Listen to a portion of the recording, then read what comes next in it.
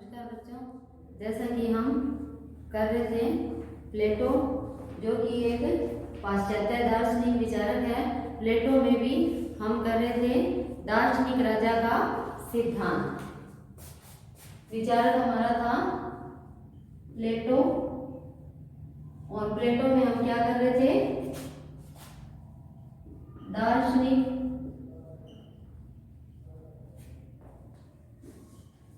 राजा का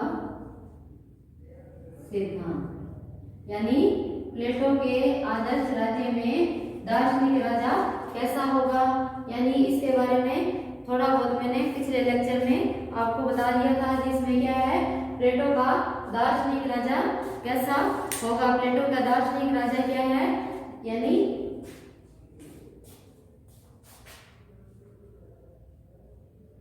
कंचन और कामिनी के मोह से विरक्त होगा।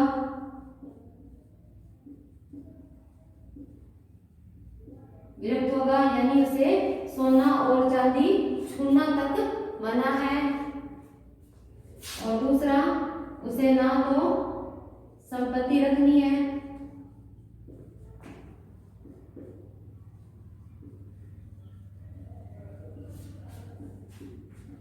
और ना ही परिवार रखना है।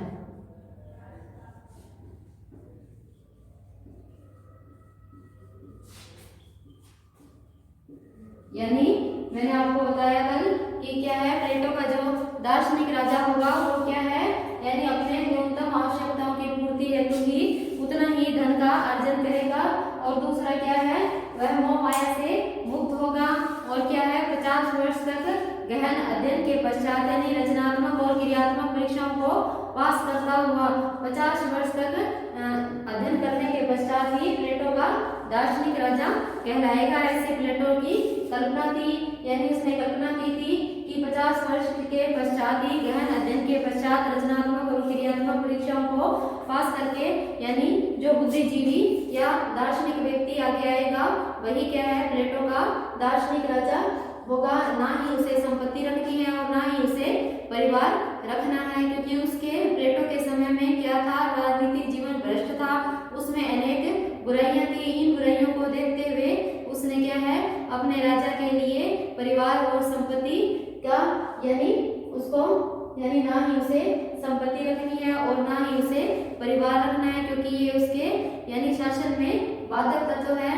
इसलिए उसने यानी दार्शनिक राजा का सिद्धांत दिया, जिसमें उसने हमने यानी दार्शनिक राजा की विशेषताएं और दार्शनिक राजा पर प्रतिबंध कर लिए। आज हम करेंगे प्लेटो के आदर्श राज्य में दार्शनिक राजा की यानी आलोचना। जैसे कई बार क्वेश्चन आ जाता है, प्लेटो के दार्शनिक राजा के सिद्धांत का आलोचनात्मक विवेचन कीजिए। तो पहले आप दार्शनिक राजा के बारे में बताओगे, प्लेटो का दार्शनिक राजा कैसा था, फिर उसके विशेषताओं का वर्णन करोगे और फिर उसके दोष बताओगे, यानी उस पर किन किन चीजों का प्रतिबंध है। तो हम आज क्या करेंगे, दार्शनिक राजा की आलोचना। दार्शनिक राजा की आलोचना, इसमें हम पहला पॉइंट करेंगे कि सबसे पहला पॉइंट क्या है, निरंकुश शासन का मार्ग प्रशस्त करना। निरंकुश शासन का मार्ग प्रशस्त करना।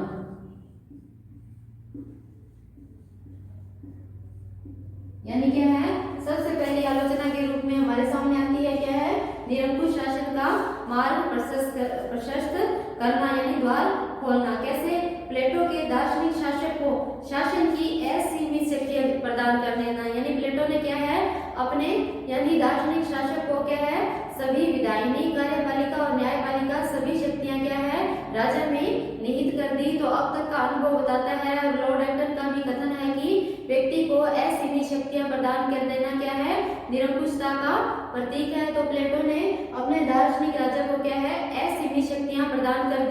यानी इसका एक कारण क्या है, असीमित शक्तियां प्रदान करना ही निरंकुशता का प्रतीक है। और असीमित शक्तियां प्रदान कर देते हैं तो किसी व्यक्ति को, तो क्या है, वो उसको भ्रष्ट कर देता है, ऐसा माना जाता है। यदि प्लेटो ने शासक पर प्रतिबंधों का उल्लेख किया है, क्या प्रतिबंध है, यानी उसे परिवार नहीं रखना, संपत्ति नहीं रखनी, कंचन और सोना और चांदी उसे छूना तक नहीं है, और क्या है, साधारण भोजनालयों में वो भोजन करेगा, और क्या है, सामान्य शिविरों में वो रहेगा, यानी क्या है, लोभ और लालच उसके आसपास भी नहीं होने चाहिए, यानी उसके मन में भी ऐसे विचार नहीं आने चाहिए। इसके लिए वो गहन अध्ययन की व्यवस्था करता है 50 वर्ष तक, ताकि वो दार्शनिक राजा जो बनकर आए उसमें किसी प्रकार का लोभ मोह ना हो और वो जनता के हित में ही कार्य करे। तो यद्यपि प्लेटो ने प्रतिबंधों का उल्लेख किया है, किंतु ये प्रतिबंध ऐसे नहीं है कि उसे निरंकुश बनने से रोक सके, यानी हम ये कह सकते हैं कि किसी व्यक्ति को असीमित शक्तियां प्रदान कर देना निरंकुशता का प्रतीक है, क्योंकि अब तक का अनुभव हमें यही बतलाता है। शासक को असीमित सत्ता प्रदान करने का परिणाम जनहित की दृष्टि से अच्छा नहीं हो सकता, यानी फिर वही बात आ गई कि क्या है, शासक को असीमित शक्तियां प्रदान कर देना क्या है, जनता के हित में नहीं हो सकता, और वह क्या है, निरंकुशता का ही प्रतीक होता है। सत्ता का, यानी सत्ता की यह स्वाभाविक प्रवृत्ति होती है कि प्लेटो ने दार्शनिक को निरंकुश शासन का अधिकार देके उनके सत्ता के मत से दूषित और भ्रष्ट होने की आशंका बढ़ा दी, यानी हम कह सकते हैं कि प्लेटो ने अपने दार्शनिक राजा को असीमित शक्तियां प्रदान करके क्या है, उसके पद को दूषित और भ्रमित कर दिया है। क्या कर दिया है, दूषित और भ्रमित कर दिया है। इसके साथ ही, यानी जो मैंने आपको पहले बताया कि लॉर्ड एक्टन के शब्दों में सत्ता मनुष्य को भ्रष्ट करती है और निरंकुश सत्ता मनुष्य को पूर्णतया भ्रष्ट कर देती है। लॉर्ड एक्टन का कथन है, सत्ता मनुष्य को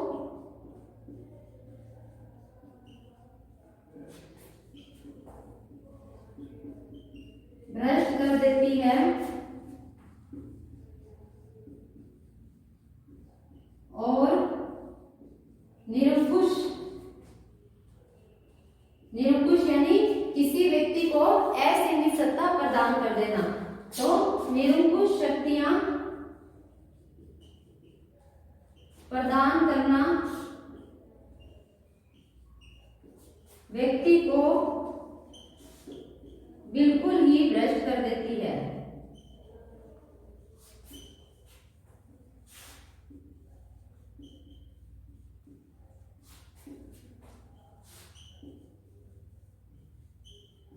बिल्कुल ही भ्रष्ट कर देती है।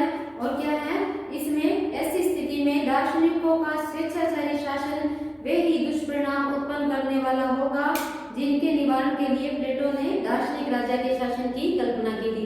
यानी क्या है, अगर ऐसी भी शक्तियां किसी दार्शनिक शासक को प्रदान कर दी जाए तो क्या है, वो क्या है, जनता के हित में कार्य नहीं कर पाएगा, यानी क्या है, वो स्वेच्छाचारी शासन हो जाएगा, जिसके दुष्परिणामों को दूर करने के लिए प्लेटो ने दार्शनिक राजा की स्थापना की थी। इसके आगे हम नेक्स्ट पॉइंट करेंगे, नागरिकों की स्वतंत्रता और स्वविवेक का अंत।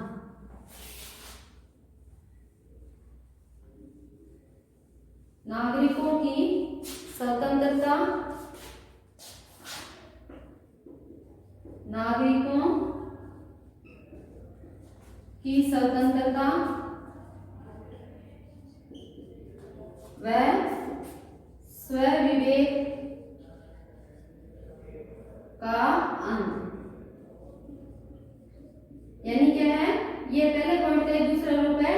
क्या है, किसी शासक को क्या है, निरंकुश शक्तियां प्रदान कर देना, यानी क्या है, व्यक्तियों में यानी स्वविवेक और स्वतंत्रता का अंत कर देता है, क्योंकि निरंकुश शासन यानी राजतंत्रात्मक शासन व्यवस्था में जनता का कोई रोल नहीं होता। जैसे कि हम उदाहरण दे सकते हैं, लोकतंत्र में ही जनता अपने स्वविवेक और अपनी इच्छा के अनुसार अपना प्रतिनिधि चुनती है, जबकि प्लेटो का जो दार्शनिक राजा है उसको असीमित शक्तियां प्रदान की गई है, जिसमें क्या है, व्यक्ति की स्वतंत्रता और स्वविवेक का का अंत हो जाता है। अब हम बुक की लैंग्वेज में करेंगे, यानी दार्शनिक राजा को शासन की संपूर्ण शक्ति प्रदान कर प्लेटो ने राज्य की स्वतंत्रता और स्वविवेक का अंत कर दिया है। यही बात अपन ने पहले की, यानी क्या है, प्लेटो ने यानी अपने दार्शनिक राजा को असीमित शक्तियां प्रदान कर व्यक्तियों की यानी नागरिकों की स्वतंत्रता और स्वविवेक का अंत कर दिया है। यानी असीमित शक्तियां प्रदान कर देना व्यक्ति की या नागरिक की स्वतंत्रता और अधिकारों का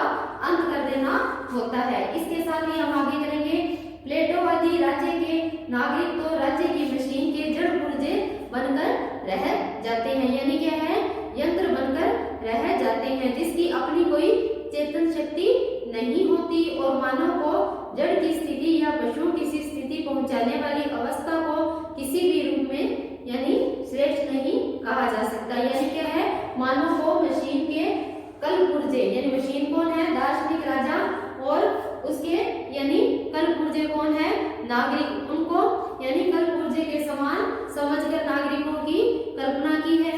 और इसके साथ ही उन्होंने कहा कि ऐसी स्थिति में नागरिकों की स्थिति क्या हो जाती है, पशु तुल्य हो जाती है। इसके साथ ही हम तीसरा पॉइंट पढ़ेंगे, प्रजातांत्रिक सिद्धांत की अवहेलना। प्रजातांत्रिक सिद्धांत की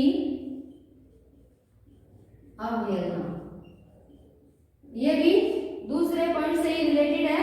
प्रजातांत्रिक सिद्धांत की अवहेलना यानी क्या है, इसमें क्या है, प्लेटो का जो दार्शनिक राजा को असीमित शक्तियां प्रदान कर देना किसका प्रतीक है, राजतंत्र और अधिनायक तंत्र का, राजतंत्र और अधिनायक तंत्र का। तो इस प्रकार हम कह सकते हैं कि प्रजातांत्रिक सिद्धांत का यानी अवहेलना करता है। कैसे करता है, क्योंकि इसमें क्या है, यानी जो दार्शनिक राजा होगा उसकी इच्छा अनुसार ही सारा कार्य होगा और जनता के यानी इसमें जब सेकंड पॉइंट पढ़ा है अपन ने, नागरिकों की स्वतंत्रता और स्वविवेक का अंत हो जाता है क्योंकि उसे मत डालने का अधिकार नहीं होता। यानी प्लेटो का जो दार्शनिक शासक है वो क्या है, प्रतियोगी परीक्षाओं में जो खरा उतर कर यानी निकल कर सामने आएगा वही प्लेटो का दार्शनिक राजा होगा। जिस प्रकार कि गुण और ज्ञान के धनी तो केवल कुछ ही व्यक्ति होते हैं, प्रजातांत्रिक सिद्धांत के अनुकूल नहीं है। यानी प्लेटो का कहना है कि गुण और प्रतिभा के धनी तो क्या है, कुछ व्यक्ति ही होते हैं, लेकिन यह लोकतंत्र सिद्धांत के विरुद्ध है।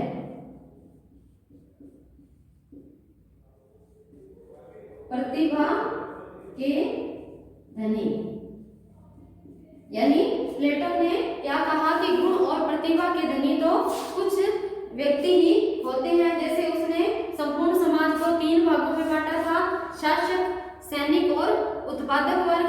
उत्पादक वर्ग को उसने यानी पहले ही अलग कर दिया और उसकी शिक्षा क्या थी, शासक और सैनिक वर्ग के लिए थी, यानी अभिभावक वर्ग के लिए थी। तो इस प्रकार हम यह नहीं कह सकते कि यानी गुण और प्रतिभा के धनी कुछ व्यक्ति होते हैं, ये क्या लोकतंत्रात्मक सिद्धांत के विरुद्ध है। जैसे उसका विचार था कि प्रजातांत्रिक समानता के आधुनिक सिद्धांत के विरुद्ध है। क्या है कि गुण और प्रतिभा के धनी कुछ ही व्यक्ति होते हैं, ये क्या है, प्रजातांत्रिक सिद्धांत के बिल्कुल विपरीत है। जो सामान्य वर्ण अरस्तु की इस सामान्यता में यानी अधिक सत्य है। अरस्तु कहता है कि विश्वास नहीं करता कि संपूर्ण सामूहिक रूप से कुछ दार्शनिक संरचना की तुलना में अधिक बुद्धिमत्ता रखता है। यानी उसने क्या कहा कि एक दार्शनिक राजा दूसरों की अपेक्षा अधिक बुद्धिमत्ता रखता है। सिर्फ उसने इतना ही कहकर पुष्टि की है। इसके आगे हम करेंगे प्रतिनिधित्वात्मक शासन का विरोध। चौथा पॉइंट हमारा है प्रतिनिधित्वात्मक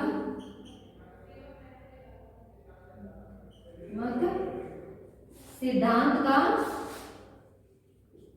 विरोध। अब ये प्रतिनिधित्वात्मक क्या है, ये आप फर्स्ट ईयर में पढ़ चुके हो। प्रतिनिधित्वात्मक क्या है, अप्रत्यक्ष लोकतंत्र का ही एक प्रकार है। यानी लोकतंत्र के 2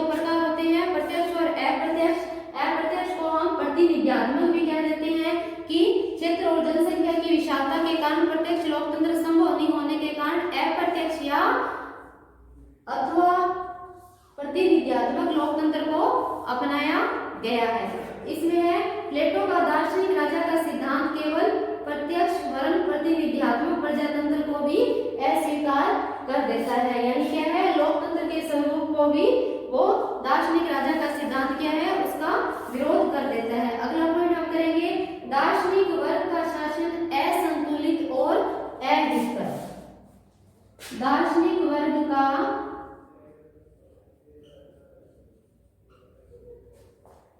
का शासन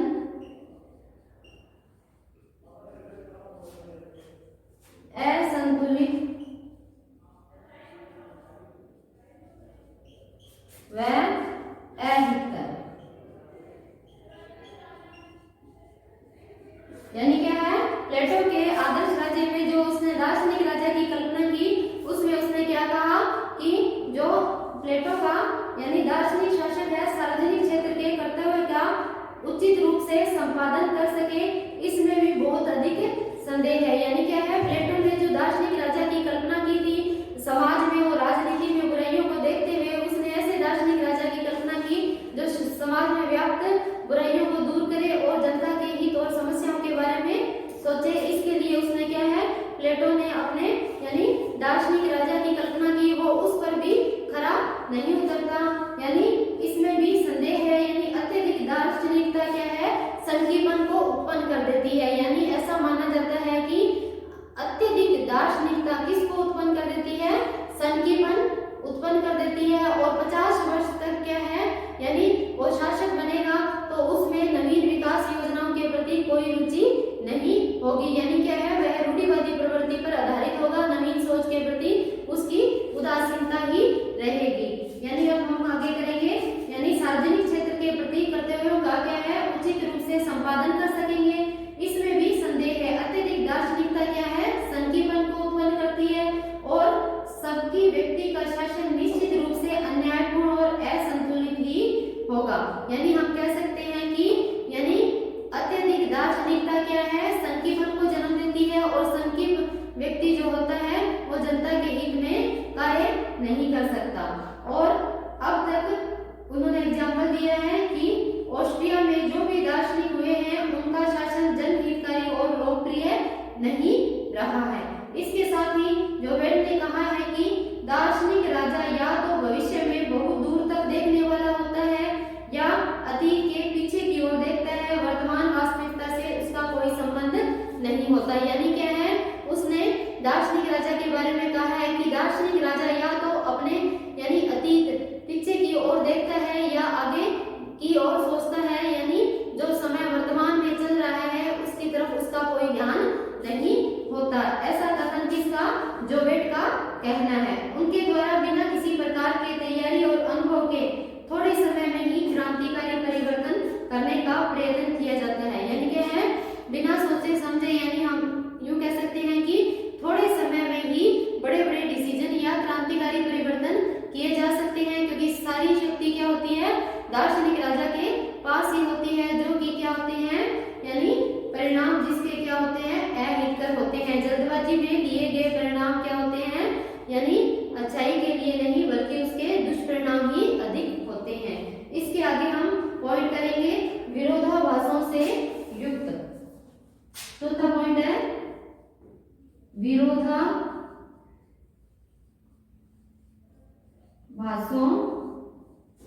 से युक्त। यानी प्लेटो के दार्शनिक राजा की यह कहकर भी आलोचना की जाती है कि वह विरोधाभासों से पूर्ण है यानी युक्त है।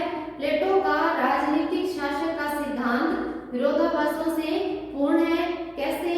एक और तो वह अपने दार्शनिक शासक को असीमित शक्तियां प्रदान कर देता है। यानी क्या है, असीमित यानी सारी विधायिनी, कार्यपालिका और न्यायपालिका सारी शक्तियां क्या है, अपने दार्शनिक शासक को प्रदान कर देता है। दूसरी ओर उस पर वह प्रतिबंध भी लगाता है, जैसे सत्ता का हो गया, परिवार का हो गया, संपत्ति का हो गया, और निश्चित रूप से एक विरोधाभास है, यानी वो एक हाथ से शक्तियां प्रदान करता है और दूसरे हाथ से शक्तियां वापस भी ले सकता है। यह क्या है, एक विरोधाभास से पूर्ण युक्ति है। इस संबंध में बार्कर ने कहा है कि रिपब्लिक क्या था, प्लेटो का प्रसिद्ध ग्रंथ था जिसमें उसने अपनी यानी न्याय से संबंधित, शिक्षा से संबंधित, दार्शनिक राजा से संबंधित सिद्धांतों की विशद रूप से विवेचना की थी।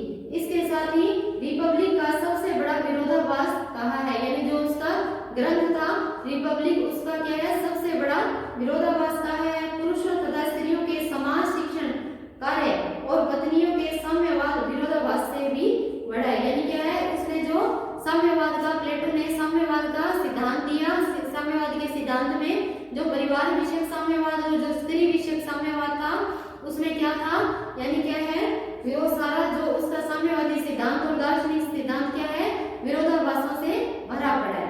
इसके आगे अगला पॉइंट करेंगे, स्वयं प्लेटो की महत्वाकांक्षा का प्रतिबिंब।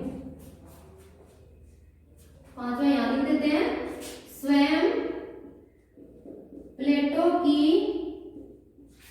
महत्वाकांक्षा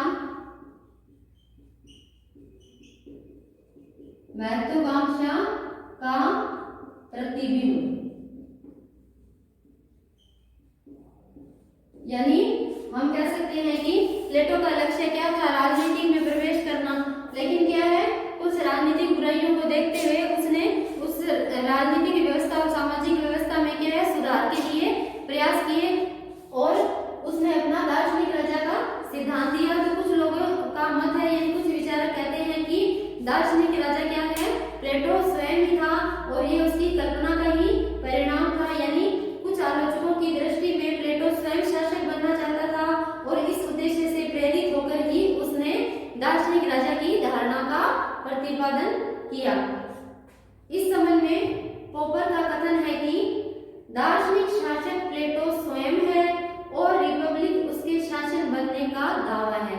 यानी क्या है, इस संबंध में राइटर पोपर ने लिखा है कि दार्शनिक राजा प्लेटो स्वयं है और उसको पूर्ण रूप से सिद्ध कौन करता है, उसका ग्रंथ रिपब्लिक। इस प्रकार यानी प्लेटो को जो दार्शनिक शासन की कल्पना को वास्तविक रूप प्रदान करने का कार्य सरल नहीं है और इसका प्रमाण यह है कि इतिहास में कभी भी ऐसे दार्शनिक शासक नहीं रखे गए, यानी क्या है, जिन्होंने सफलता प्राप्त की हो। यानी क्या है, ऐसे दार्शनिक शासक कभी देखने को नहीं मिले हैं। लोगों का कहना है कि यह स्वयं प्लेटो की कल्पना की उड़ान है, स्वयं प्लेटो ही ऐसा शासक बनना चाहता था। तो हमने आज ये क्वेश्चन कंप्लीट किया कि प्लेटो के दार्शनिक राजा के सिद्धांत का आलोचनात्मक विवेचन कीजिए। उसमें हमने पहले दार्शनिक राजा के बारे में बताया और ये बताया कि दार्शनिक राजा कैसा होना चाहिए, उस पर कौन कौन से प्रतिबंध है, उसको ना परिवार रखना है, ना संपत्ति रखना है और साधारण भोजनालयों में भोजन करेगा, सोना चांदी उसे छूना तक नहीं है। इसके साथ ही वो कंचन और कामिनी के मोह से विरक्त भाव से अपना कार्य करेगा और क्या है, प्रतियोगी परीक्षा पास करते हुए 50 वर्ष तक गहन अध्ययन के पश्चात ही प्लेटो का दार्शनिक राजा निखर कर सामने आएगा। फिर हमने उसकी आलोचना की। आलोचना में हमने कहा निरंकुश शासन का मार्ग प्रशस्त करना क्या है, यानी एक ही व्यक्ति को ऐसी भी शक्तियां प्रदान कर देना क्या है, निरंकुशता का प्रतीक है। इस संबंध में लॉर्ड एक्टन ने भी यही इसी कथन की पुष्टि करते हुए कहा कि ऐसी भी शक्तियां प्रदान कर देना किसी भी व्यक्ति को क्या है, निरंकुशता का प्रतीक है। तो क्या है, प्लेटो ने अपने दार्शनिक राजा को क्या है, ऐसी भी शक्तियां प्रदान कर उसे क्या है, निरंकुशता की ओर प्रशस्त कर दिया है कि ऐसा माना जाता है कि किसी भी व्यक्ति को हम यानी बिना प्रतिबंध के सारी शक्तियां प्रदान कर दें तो क्या है, वो यानी निरंकुशता की ओर ही जाएगा। दूसरा क्या है, नागरिकों की स्वतंत्रता व स्वयं विवेक का अंत। जबकि हम कह सकते हैं कि लोकतंत्र में क्या है, नागरिक अधिकारों और स्वतंत्रता की पूर्ति होती है, जबकि क्या है, प्लेटो ने दार्शनिक राजा के सिद्धांत की कल्पना करके क्या है, नागरिकों की स्वतंत्रता और सोचने समझने की यानी विवेक से निर्णय लेने की शक्ति का अंत कर दिया है। क्योंकि उसका कहना है कि गुण और प्रतिभा के धनी तो कुछ व्यक्ति होते हैं। यानी प्लेटो ने ऐसी व्यवस्था की जिसमें उसकी प्रतियोगी परीक्षाओं में से पास होकर जो व्यक्ति यानी गहन अध्ययन के पश्चात निकल कर सामने आएगा वही दार्शनिक राजा होगा। तो क्या है, वो नागरिकों की स्वतंत्रता और स्वयं विवेक का अंत कर देता है, जो कि लोकतंत्रात्मक शासन की महत्वपूर्ण विशेषता है। क्योंकि वर्तमान में लोकतंत्रात्मक शासन व्यवस्था ही सर्वश्रेष्ठ शासन व्यवस्था है। इसके पश्चात उसने कहा प्रजातंत्र के अवहेलना। वर्तमान में जो लोकतंत्र शासन का प्रकार है वह क्या है, सर्वश्रेष्ठ शासन प्रक्रिया के रूप में है, जिसमें क्या है, अधिकतम व्यक्तियों के अधिकतम हित की साधना होती है। व्यक्ति यानी अपने सामाजिक, नागरिक, आर्थिक अधिकारों का प्रयोग करता है और इसमें ही विधि के शासन की कल्पना पूरी होती है, यानी व्यक्ति को व्यक्ति होने के नाते महत्व दिया जाता है, जबकि इसमें प्रजातांत्रिक सिद्धांत की अवहेलना की जाती है। आगे प्रतिनिधित्वात्मक सिद्धांत का विरोध। इसमें हमने क्या पढ़ा कि लोकतंत्र का जो दूसरा प्रकार है,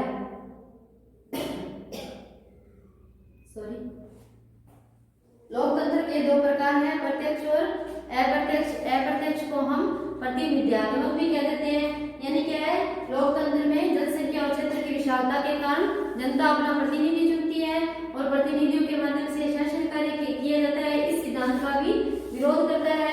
इसके आगे दार्शनिक वर्ग का शासन असंतुलित व अहितकर, यानी क्या है, 50 वर्ष तक गहन अध्ययन करने के पश्चात दार्शनिक राजा में नवीन सोच और नवीन आविष्कारों के करने के प्रति उसकी अरुचि ही होगी। आगे विरोधाभासों से पूर्ण, यानी प्लेटो ने अपने दार्शनिक राजा को असीमित शक्तियां प्रदान की है।